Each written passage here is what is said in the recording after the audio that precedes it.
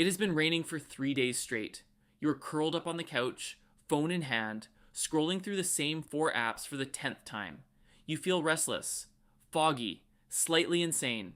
You tell yourself it is just the weather, but the real answer to what is happening inside you right now is far stranger, and it stretches back over 100,000 years. Your ancestors got reined in too, not for 3 days, sometimes for weeks. And what they did during those stretches did not just pass the time, it rewired the human brain. Picture a group of early humans on the coast of South Africa, 70,000 years ago. The sky turns gray. The rain does not stop. Hunting is impossible. Gathering is impossible. The whole group retreats into a cave and waits. This is not a rare event. It happens every rainy season, every single year, for generation after generation. So what do? When the world outside becomes unlivable and the only option is to sit still? You would think the answer is nothing. Waiting, suffering, boredom. And for a long time, that is exactly what archaeologists assume too. Prehistoric humans were imagined as creatures who only did something when they were forced to. Hunting when hungry, sheltering when cold, otherwise idle. But the evidence tells a very different story. At a site called Blombos Cave, archaeologist Christopher Henshelwood and his team uncovered something that should not have existed, according to the old theory. Deep in the cave floor, they found a toolkit, not for hunting, not for building. It was a paint-making kit, dated to around 100,000 years ago. Grinding stones, bone spatulas, shell containers used like tiny mixing bowls.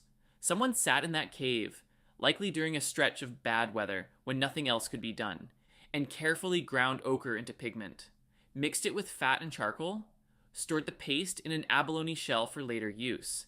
That is not survival behavior. That is something else entirely. Ask yourself, why would a hungry, exhausted group of humans spend their limited energy grinding rocks into paint? There was no meat in it, no warmth in it, no obvious benefit to staying alive one more day. The answer researchers now point to is this: idle time was not empty time. It was the incubator. Before you can understand why that matters, you have to understand what rain actually meant to a Paleolithic band. It was not an inconvenience. It was a full stop on daily life. No tracking animals through wet, scent-scrambled ground. No spotting prey through sheets of water. No dry tinder for a new fire if the old one failed. A week of hard rain could mean a week of near total confinement. Dozens of bodies packed into whatever shelter the landscape offered. A cave mouth, an overhang, a windbreak of branches, and hide. Hour after hour, day after day, with almost nothing to do but wait it out together. When the rain trapped early humans indoors, their bodies rested, but their minds kept working. Anthropologists studying cave sites across Europe have found the same pattern again and again.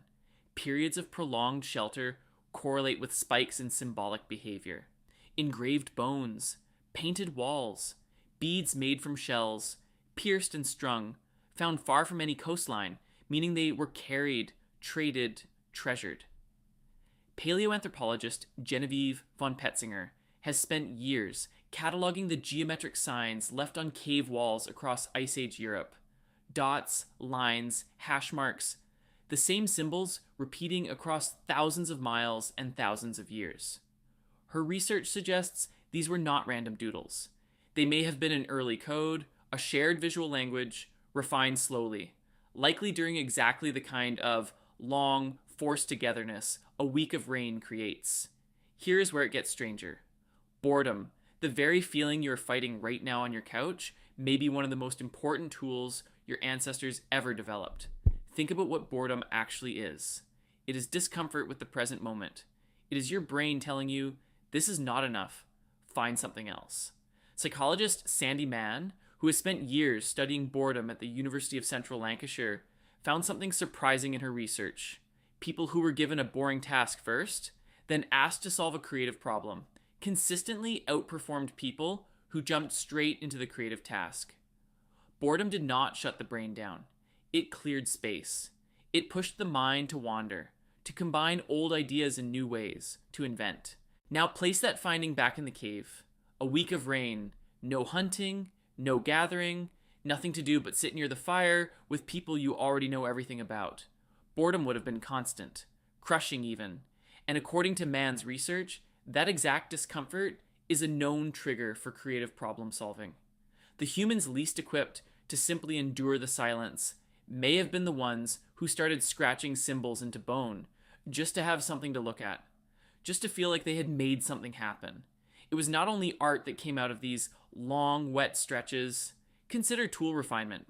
A hunting spear does not need to be beautiful to work. It only needs a sharp point. But archaeologists studying Upper Paleolithic tool assemblages have noted a strange trend.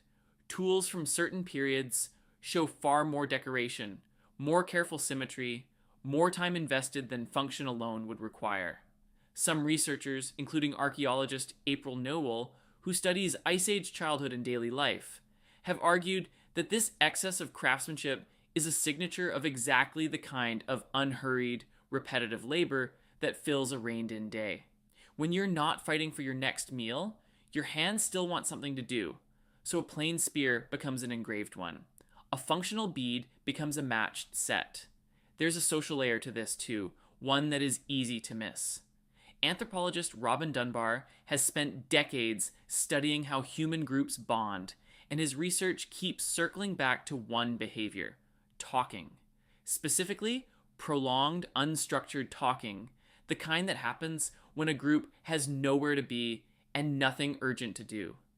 Dunbar's work suggests that storytelling, gossip, and shared narrative were not luxuries layered on top of survival.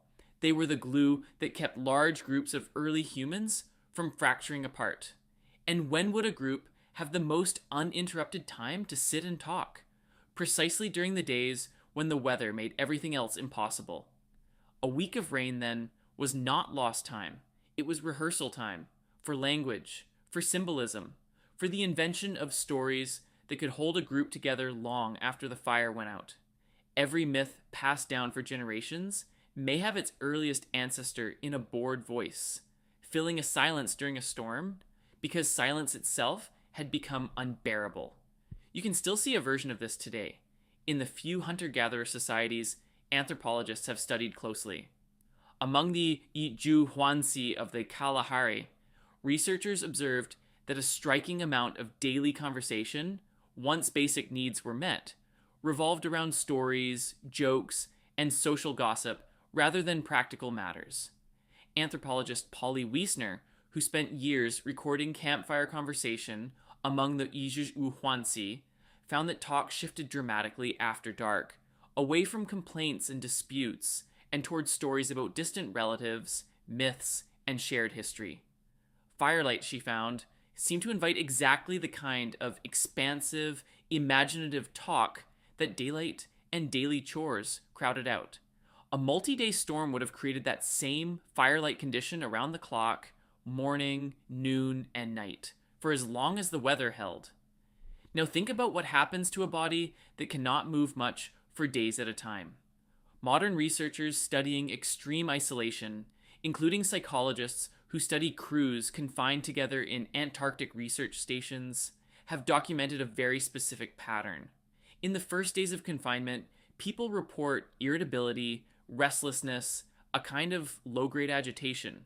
But given enough time and enough forced togetherness, that agitation often gives way to something else. Deeper conversation, closer bonds, more collaborative problem solving. The discomfort does not vanish. It gets converted into connection, because connection is the only relief available. A cave full of reined-in humans with nowhere to go and no one new to see would have been running that exact experiment over and over for hundreds of thousands of years. So why does this matter to you, scrolling on your couch, 3 days into gray skies? Because your brain has not caught up to the modern solution to boredom. You reach for your phone the second restlessness creeps in. You silence the exact feeling that once pushed your ancestors toward invention. Constant stimulation, the endless scroll, the autoplay video, the notification, it is not neutral. It is a plug in the very socket that used to generate paint recipes and cave symbols, and the first fragments of shared language. Neuroscientists studying attention have found that the brain's so-called default mode network, the set of regions that activate when you are not focused on a task, is also linked to memory consolidation, self-reflection, and creative insight. In other words, the wandering mind is not a malfunction. It is a feature inherited directly from every reined-in ancestor who ever sat by a fire with nothing to do but think. When you fill every idle second with a screen, that network barely gets to switch on. The wandering never happens. Neither does the insight that used to follow it. There's an uncomfortable irony hiding in all of this. The tools you reach for to escape boredom were built in part using insights from research into what captures and holds attention.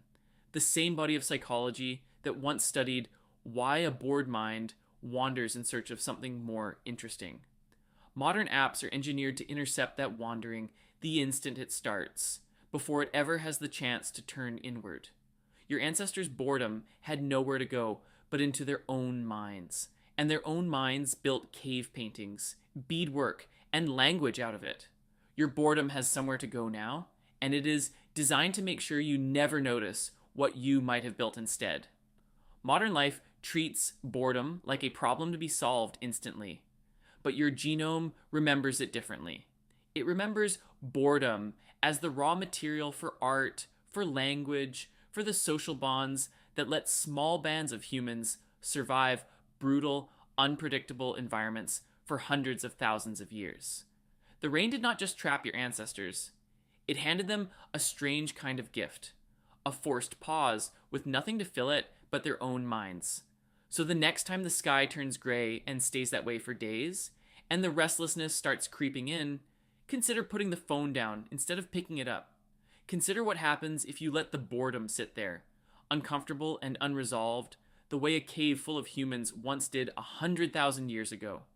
Notice how quickly your mind starts reaching for something to do with its hands, a doodle, a story, a conversation that goes somewhere it was not planning to go.